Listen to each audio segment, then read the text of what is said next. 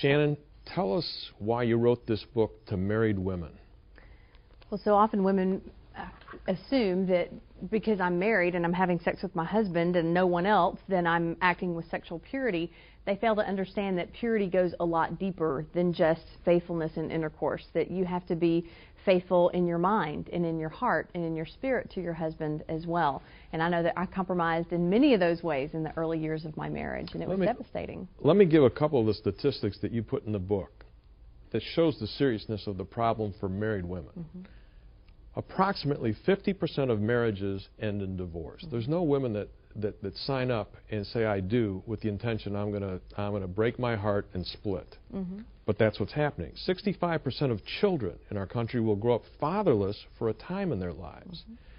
You say cohabitation is at all-time high, and 95% of couples say they do not want a marriage like the one that their parents had. Mm-hmm. Now, let's segue from that in terms of those statistics into the fact that here you were, straight A student, you were going to go to med school, you eventually were working in terms of a mortuary, and you were dating guys, you were a Christian girl, and you got married, and after you were married, the fact is you said you were having an emotional affair with 5 different guys besides your husband. Mm-hmm. Busy. Mm-hmm. I was a very busy girl.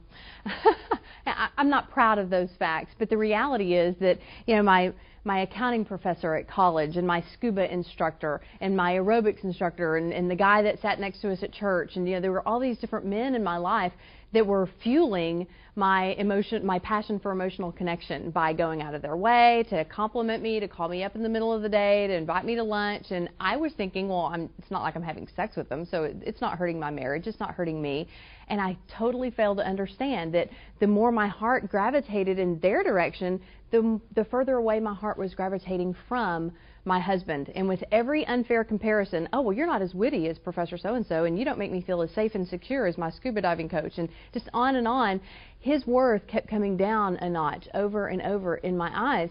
And I couldn't appreciate him anymore. He left cabinet doors open, and he left toothpaste in the sink, and he left the toilet seat up, and left underwear in the floor, and he was human. And I was only looking at the bright and shining qualities of all these other men and thinking, you just don't measure up, Greg.